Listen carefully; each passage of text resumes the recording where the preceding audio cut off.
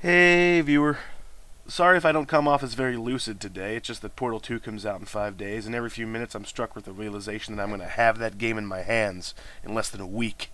Oh, man. I'm guessing that it's going to be so good that I'm going to feel compelled to just go out to the shady tattoo parlor in town and get the Valve logo just inked right across my face. Maybe I'll tattoo a blue portal around my mouth and an orange portal around my butthole. Although there is a noticeable delay in transferal and the object is significantly altered by the time it reaches the other end.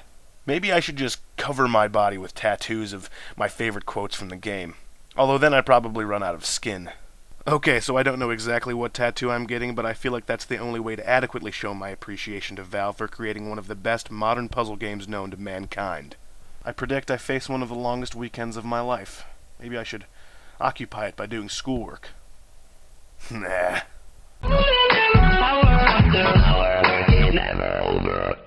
Good afternoon, butt kickers. It's April 14, the 104th day of 2011, which means that 99 years ago today, the British passenger liner RMS Titanic hit an iceberg in the northern Atlantic.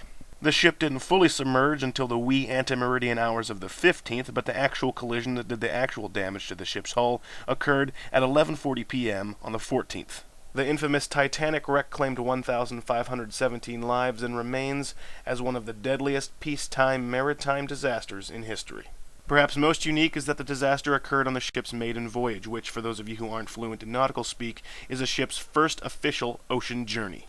I've read a couple books about the Titanic, I've seen a TV documentary about the Titanic, and I've even perused the Titanic's extensive Wikipedia page, and I'm afraid this will come as a shock to some of you, I have never seen the 1997 James Cameron film, The Titanic.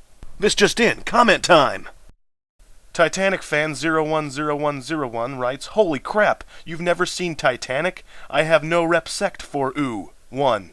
Wow, Titanic fan, you breached the constraints of space-time to leave a comment on this video before I was even done filming it.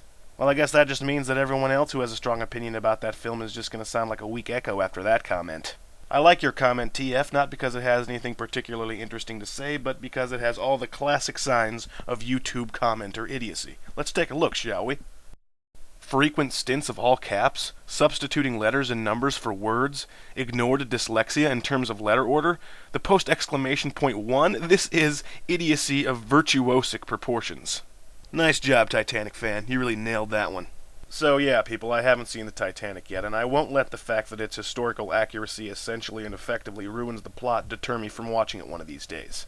I guess the actual sinking of the actual Titanic can teach us all a few things that are useful to our daily lives, and here they are in convenient list form. 1. Convection is an extremely efficient heating and cooling method. The Titanic disaster taught us that a human swimming in the always undulating 28-degree northern Atlantic Ocean will turn into a human popsicle in less than 15 minutes. 2. Always face challenges head-on, whether the challenge is a difficult coworker or an iceberg. Studies show that if the Titanic had rammed into the iceberg with a direct hit instead of a glancing blow, it would have stayed afloat. 3. Always have sufficient sources for bailing out. This is an easy one. The Titanic did not have enough lifeboats for all of its passengers. Epic fail. 4. Spend money wisely. The first-class passengers of the Titanic spent a ridiculous amount of money for 4 days of seafaring opulence. Little did they know that for some of them, it would be their last 4 days ever. How much did they pay to die, you ask? Well, taking inflation into account, by 2011 standards, £64,204, or $99,237. That's a lot of green for a lot of dead. And finally, 5, disastrous historical happenings can make you a buttload of money. Isn't that right, James Cameron? It sure is. Until tomorrow, I'm Griff, and I'm still talking.